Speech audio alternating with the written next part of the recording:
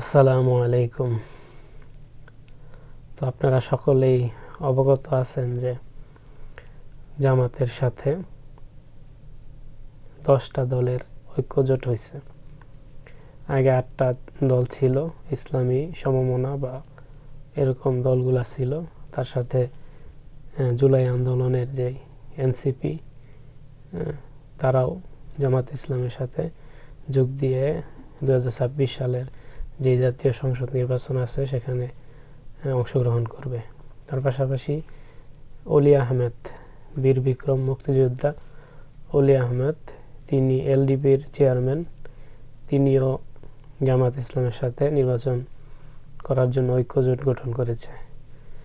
তো এর মধ্যে আমরা যে বিষয়টা লক্ষণীয়, সবচেয়ে গুরুত্বপূর্ণ, সেটা হচ্ছে আমরা বিএনপির ক্ষেত্রেও দেখছি যে অনেককে সরাইয়া দিয়া তারা বিভিন্ন দলের নেতাকর্মীকে সেখানে ধানের শীষের মার্কায় বা তাদের নিজস্ব মার্কায় ভোট দেওয়ার সুযোগ করে দিছে।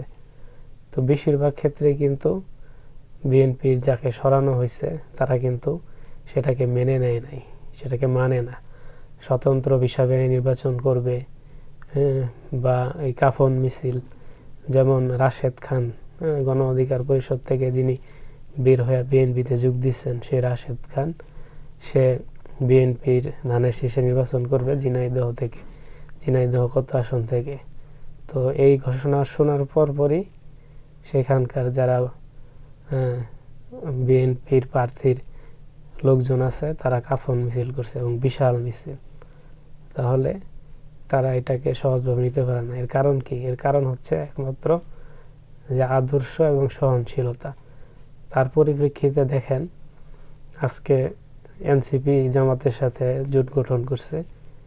তো সেই ক্ষেত্রে হাসনাত আব্দুল্লাহ, তাকে কুমিল্লার দেবিদ্বার, কুমিল্লা 4 আসন, দেবিদ্বার আসনের হাসনাত আব্দুল্লাহর জন্য ছেড়ে দেওয়া হয়েছে, এনসিপির জন্য ছেড়ে দেওয়া হয়েছে।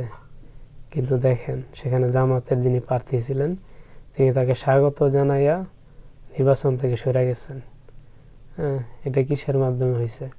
এটা আল্লাহ তাআলার ভয় তাদের অন্তরে আছে, তারা সহনশীল মানুষ, এই জন্য হয়েছে। তো এটাকেই তো মানুষজন দেখবে, ভবিষ্যতের মানুষজন যারা জনগণ আছে এই বিষয়গুলাকেই দেখবে। ঠিক আছে, এই যে দেখেন, দেখা যাইতেছে না মনে হয়। আসসালামু আলাইকুম।